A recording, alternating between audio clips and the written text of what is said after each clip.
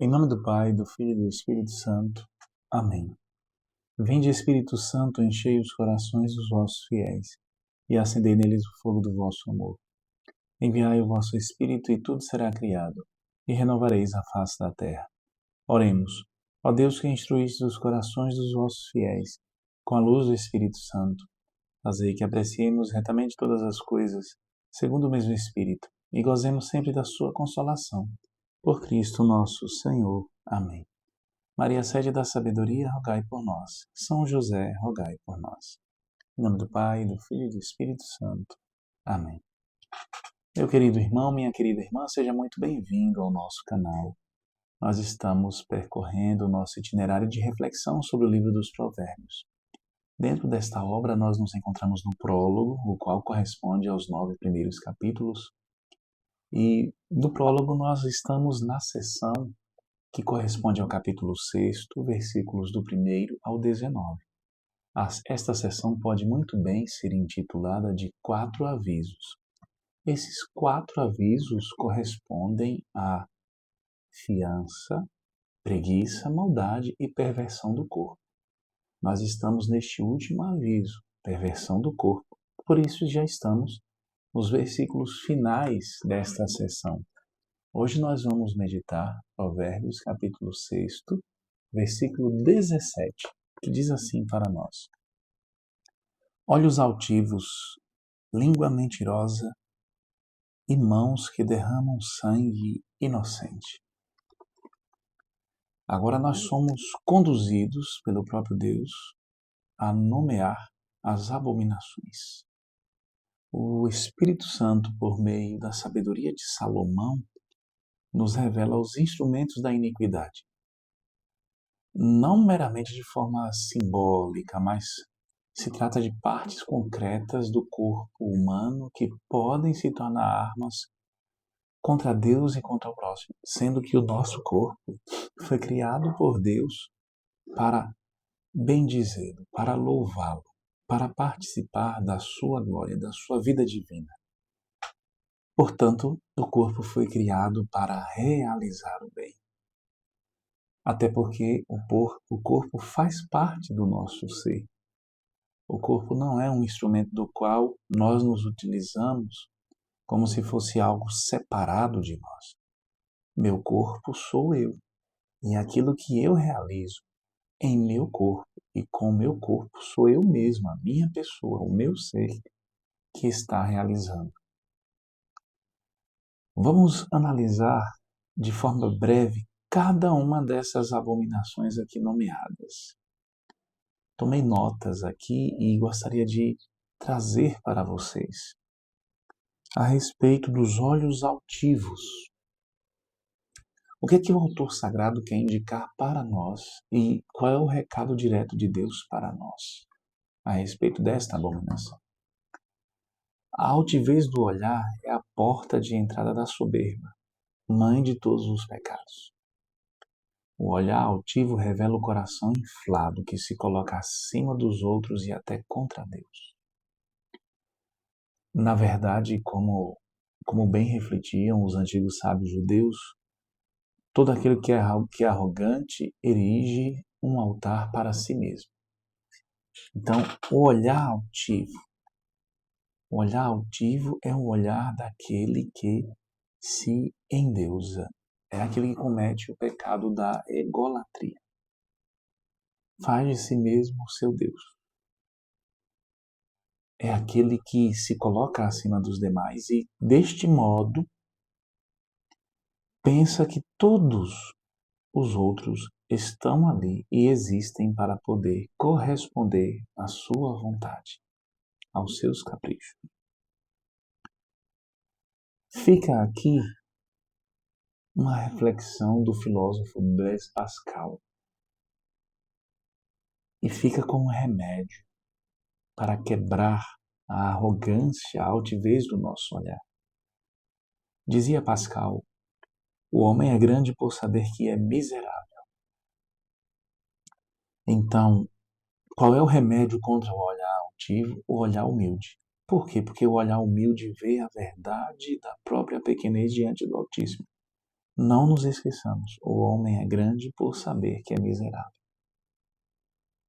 Eu me recordava do testemunho de uma pessoa que, após uma vida de pecado, após uma vida se colocando no centro, colocando suas vontades, seus caprichos no centro, essa pessoa narra a sua trajetória de conversão e, em um dado momento, fala que o momento da virada de chave foi quando ele se prostra diante do Santíssimo Sacramento. E ali ele compreende que ali, ajoelhado diante de Jesus, ele que era uma pessoa que buscava colocar suas vontades acima de tudo, ali diante de Jesus, o lugar mais alto que ele conseguiu ir. No momento em que ele se prostra, em que ele derrama suas misérias diante do Senhor e reconhece a grandeza de Deus. Por mais paradoxal que seja, que possa parecer, é reconhecendo a grandeza de Deus e reconhecendo a própria pequenez, reconhecendo-se verdadeiramente, enxergando a si mesmo como se é, e não fazendo de si uma imagem que se superestime, é que o homem chega à verdade a respeito de si mesmo, a respeito de Deus e a respeito de si mesmo. O convite que Deus faz hoje para nós é baixarmos a altivez do nosso olhar, compreendermos que somos necessitados dele, compreendermos também que somos necessitados do próximo e não pensarmos que estamos acima de tudo e de todos. Na verdade, quando nós somos humildes e reconhecemos a nossa pequenez, nós nos tornamos livres. Livres, inclusive, da imagem que tentamos passar e impor aos outros. O versículo também nos fala da língua mentirosa. A língua criada para louvar a Deus e proclamar a verdade torna-se aqui instrumento de falsidade. A mentira destrói o tecido da confiança, semeia a injustiça e é instrumento do maligno. Não nos esqueçamos, o pai da mentira, conforme nos diz Jesus, é o diabo. E a maior mentira que o diabo tenta, na qual ele tenta nos iludir, pela qual ele tenta nos iludir, é a maior de todas as mentiras.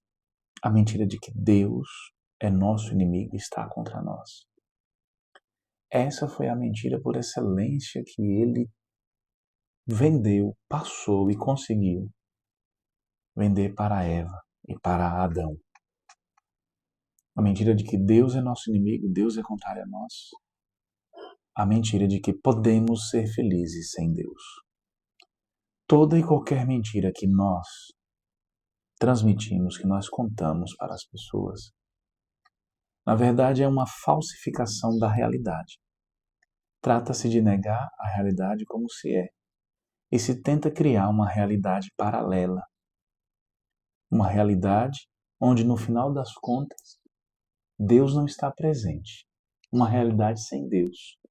Uma realidade onde nós, para sustentar a nossa vontade ou para buscarmos nos safar de algo de errado que nós fizemos, nós nos colocamos no centro e faltamos com a honestidade para com o próximo. Existem pessoas que, infelizmente, são viciadas em mentir. Pessoas cuja vida tem sido construída numa mentira. E uma mentira nunca vem só, ela sempre puxa outras mentiras. Até mesmo Kant dizia que a mentira destrói o princípio da moral, da razão moral. Mentir é tornar-se indigno, na concepção de Kant, da humanidade. Há muitos pontos da filosofia de Kant que nós podemos e devemos questionar. Muitos pontos que, inclusive, não estão de acordo com a revelação cristã. Mas isto é a mais pura verdade. Mentir é tornar-se indigno da humanidade. Deus nos chama, portanto, a sermos homens da verdade, porque Deus Deus nos chama a sermos a sua imagem e semelhança. A verdade, falar a verdade é glorificar o nome de Deus. Falar a verdade, não mentir, mesmo que estejamos em apuros, isso nos torna livres. Isso nos faz verdadeiramente caminhar na luz e encontrar a luz. A verdade, de fato, liberta, como diz Jesus. A mentira aprisiona. A mentira rouba a alegria da vida. A mentira rouba até mesmo a salvação eterna. E o versículo, por fim, fala das mãos que derramam sangue inocente. Aqui está o clímax da perversidade, violência contra os inocentes. Seja no assassinato físico, seja na opressão ou no silêncio, cúmplice diante da injustiça. O sangue do justo clama a Deus desde a terra, o que nos mostra o livro do Gênesis, no capítulo 4, versículo 10, quando Abel é assassinado pelo seu irmão Caim, por inveja, por ciúmes do seu assassino. Aquele que destrói uma vida, de um certo modo, está atentando contra a humanidade inteira. Porque existe uma solidariedade entre os homens. Todos nós viemos da mesma semente, todos nós fomos criados por Deus, frutos do seu amor. Portanto, não nos esqueçamos. Derramar sangue inocente tanto pode significar a morte física realizada, como também quando você silencia em cumplicidade diante da injustiça. Você está derramando sangue inocente. Você está colaborando para o derramamento de sangue inocente. Quando alguém é acusado sem dever, acusado inocentemente, acusado sem provas, e nós nos calamos, nos silenciamos diante dessa injustiça, o sangue desta pessoa, as dores, as angústias, as lágrimas, os clamores, estão em nossas mãos. Deus espera que nós sejamos verdadeiramente homens e mulheres de paz e de amor, mas sobretudo, mas também homens de justiça. Porque o amor não se opõe à justiça. A paz não se opõe à justiça. Aliás, a paz só pode ser alcançada e construída tendo como base a justiça. Portanto, Deus espera que nós possamos sempre sermos promotores de paz e de justiça. É o convite de Deus para você. Não silencie diante de uma injustiça. Sim, denuncie a injustiça. Mostre que a injustiça está acontecendo. Mostre. Seja um instrumento de Deus para propagar o amor divino. Porque quando nós rompemos com a corrente do mal, nós estamos colaborando para que a corrente do bem que tem origem em Deus, o único bem verdadeiro, para que a corrente do bem possa se propagar e possa enlaçar todos os homens de boa vontade que se deixam encontrar pela graça divina. Portanto, meus irmãos, hoje nós somos convidados por Deus a não fazer do nosso corpo instrumento de pecado, mas instrumento de santidade. Como diz São Paulo na carta aos Romanos, no capítulo 12, versículo 1. Exorto-vos, portanto, irmãos, pela misericórdia de Deus, a que ofereçais vossos corpos como sacrifício vivo, santo e agradável a Deus.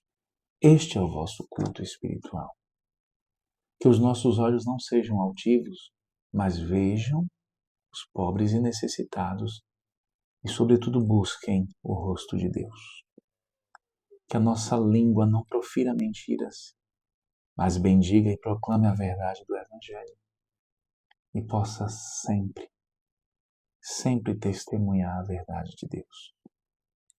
Que nossas mãos não derramem sangue, mas sirvam, acolham e construam a paz. É deste modo que nós iremos realizar o nosso culto espiritual com os nossos corpos, porque deste modo o nosso ser estará em profunda e perfeita harmonia, está totalmente integrado na paz de Deus, porque o nosso corpo irá corresponder às inspirações que o Espírito Santo lança em nossas almas, porque os nossos corpos estarão em perfeita harmonia e em paz. O meu corpo estará em perfeita harmonia e em paz com a minha alma, verdadeiramente integrado a ela, de tal modo que eu irei corresponder, que você, no seu caso, você irá corresponder ao chamado de Deus. Abandonemos as armas da maldade e que o nosso corpo seja para o louvor do Senhor. Louvado seja nosso Senhor Jesus Cristo, para sempre seja louvado. Fique na paz do Senhor.